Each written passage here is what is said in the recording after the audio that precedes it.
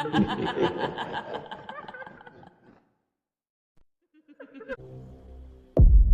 नदी सिर्फ पानी नहीं, एक अंधेरा साया है जो हर पूर्णिमा की रात जाग उठता है।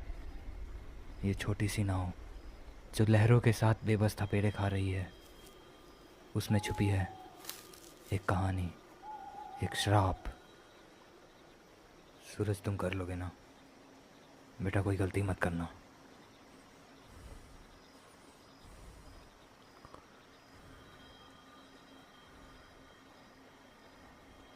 हाँ चाचा, मैं कर लूँगा।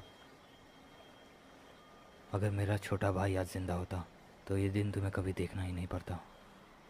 मगर तुम घबराना मत, कुछ नहीं होगा तुम्हें। बस याद रखना, कोई बेवकूफ़ी ना कर देना। ठीक है चाचा, मैं समझ गया। सबसे अच्छा मैं ही चला जाता हूँ ना पापा। सूरज अभी छोटा है, अगर इसने कोई गलती कर दी तो। अगर ऐसा होता तो मैं ही चला जाता, कभी भी तुम दोनों में से किसी को जाने नहीं देता। मगर इसे जाना होगा। अगर ये नहीं गया आज तो कोई नहीं बचेगा।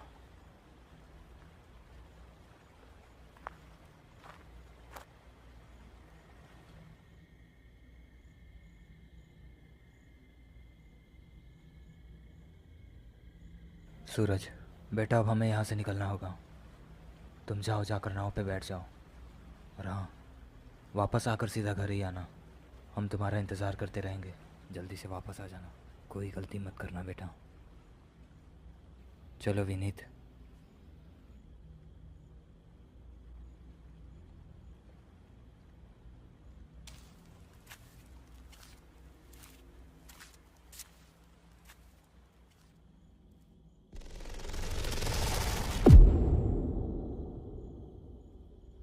श्राप सुनने में बड़ा ही साधारण शब्द है, मगर जब ये असलियत में बदल जाए तो लोगों की ज़िंदगी तबाह कर देती है। उसी श्राप की वजह से हर पूर्णिमा की रात किसी न किसी मलाह को इस वीरान से घाट पर आकर उसके आने का इंतज़ार करना पड़ता है।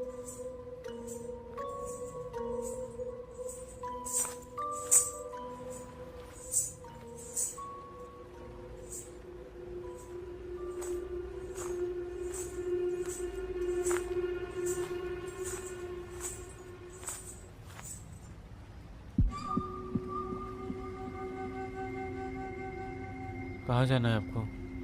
कौन से घाट?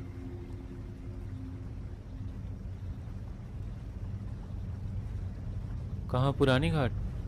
ठीक है, बैठ जाइए नाव पे।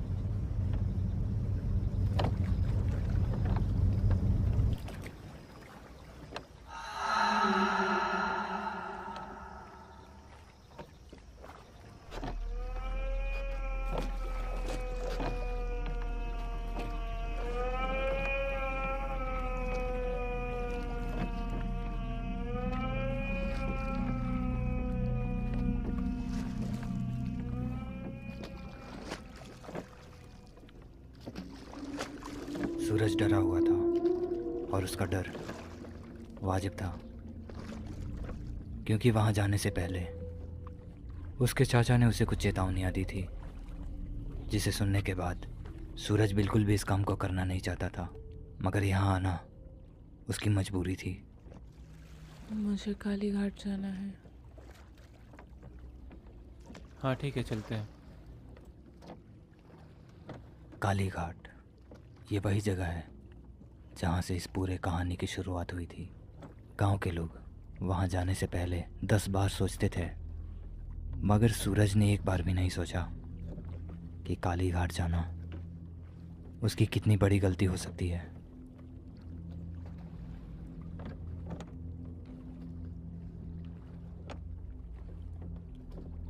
इस गांव का ये बड़ा ही विचित्र सा नियम था कि हर पूर्णिमा की रात किसी न किसी मलाह को यहाँ आना पड़ता था और इस औरत को नदी पार करानी पड़ती थी। और अगर कोई ऐसा ना कर पाया तो इसकी सज़ा पूरे गांव वालों को मिलती थी। कई सारे मलाह अगले ही दिन पानी में डूबे हुए मिलते थे।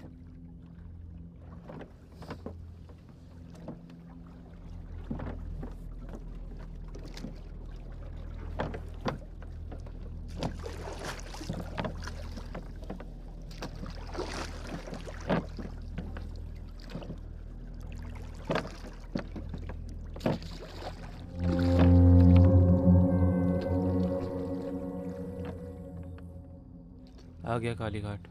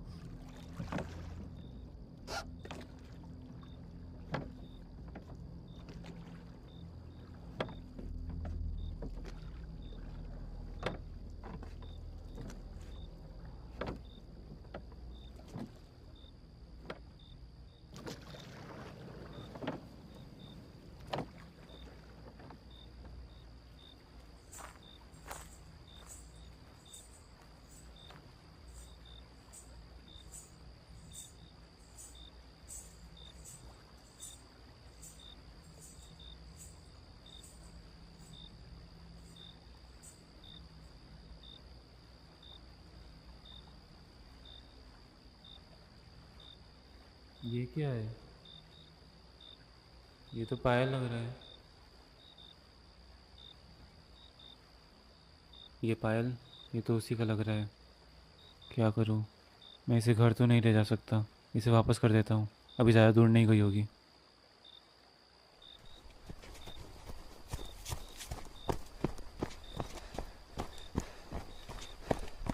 सुनिए, रुक जाइए।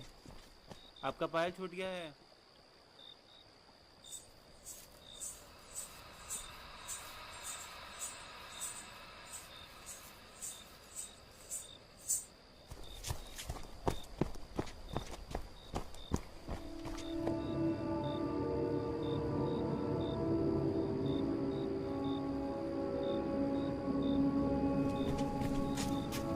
बेचारा सूरज बहुत ही भोला था। चाचा के लाख मना करने के बाद भी वो उस औरत के पीछे गया।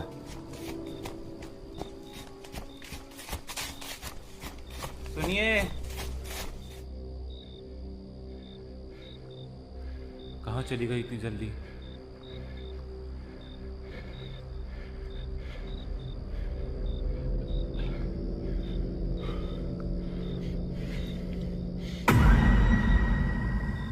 यार, ये किस प्रॉब्लम में फंस गया मैं।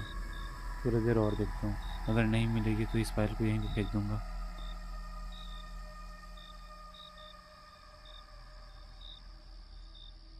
अरे यार, 10 बज गया।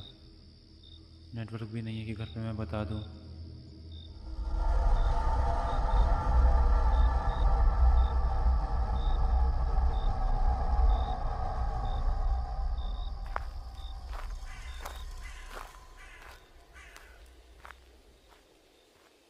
अरे सुनिए, कहाँ गई? आपका पायल छूट गया है।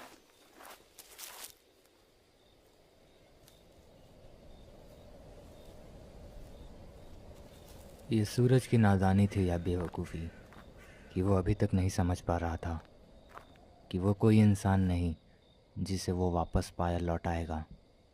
वो तो उसका छल था जो उसने नाव पर ही पायल छोड़ दिया था। आप है क्या वहाँ?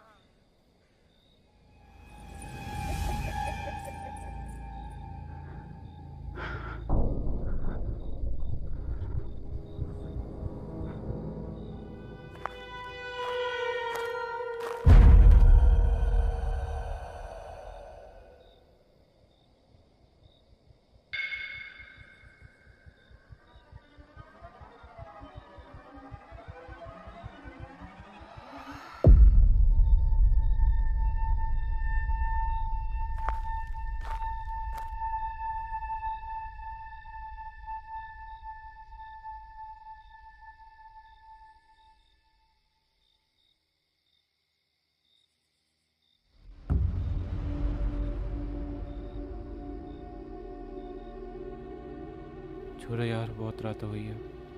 रख देता हूँ इसे यहीं पर।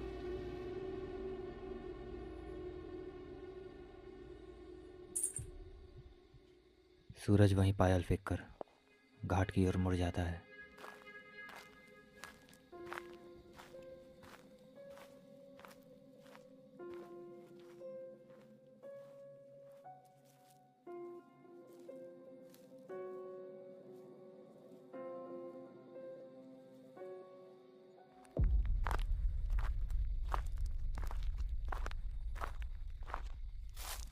इतना दूर तक तो मैं नहीं आया था।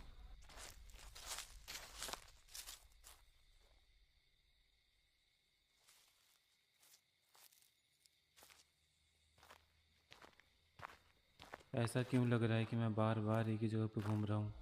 ये रास्ता क्यों नहीं ख़त्म हो रहा है? अभी तक मुझे घाट तक पहुँच जाना चाहिए था।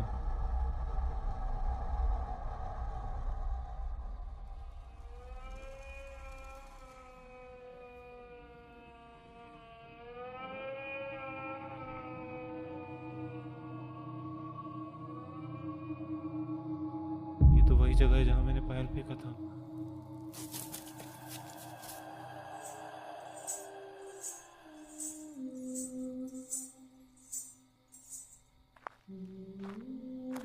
विनीत और चाचा घर के बाहर ही बैठे हुए थे और बेसब्री से सूरज के आने का इंतज़ार कर रहे थे। विनीत, क्या हुआ तुमको? देखिए ना पापा, अभी तक सूरज नहीं आया है। बहुत डर लग रहा है हमको। अरे आ रहा होगा, रास्ते में होगा, तुम ज़्यादा टेंशन मत लो, कुछ नहीं होगा उसको। पर पापा, मुझे ये जानना है कि आखिर क्यों इस गांव के किसी न किसी मल्लाह को हर महीने उसे नदी पार कराना पड़ता है। वो है कौन? क्यों जानना है तुम्हें? क्योंकि मैं भी इस घर का सदस्य हूँ।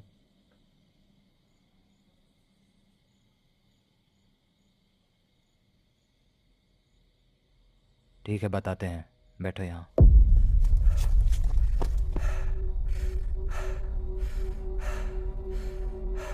सूरज बहुत बड़ी मुसीबत में फंस चुका था। वो बार बार उसी जगह पे पहुंच जा रहा था जहां उसने पायल फेंका था। उसे कुछ समझ नहीं आ रहा था कि अब वो क्या करे।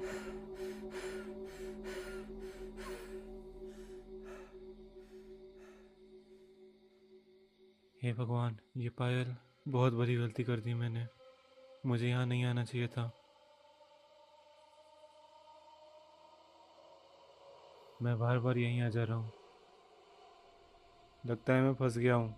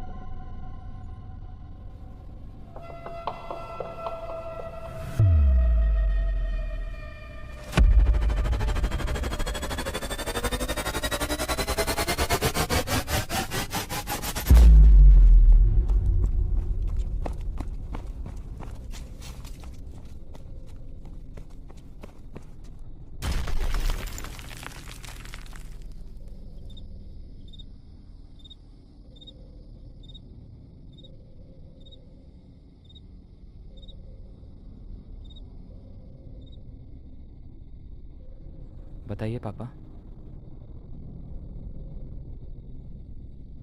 ठीक है तो सुनो, वो हमारे ही खानदान की लड़की थी, घर की इकलौती बेटी। घर वालों ने बड़े ही लाड प्यार से उसे बड़ा किया था। पर फिर एक रात जब सभी लोग गहरी नींद सो रहे थे, तभी सूरज के साथ आखिर क्या होगा और सुदेवी, उसकी कहानी क्या है, ये पार्ट 2 में दिखाया जाएगा। तब तक के लिए आप अपना बहुत ध्यान रखिए और हमारे चैनल को सब्सक्राइब करिए।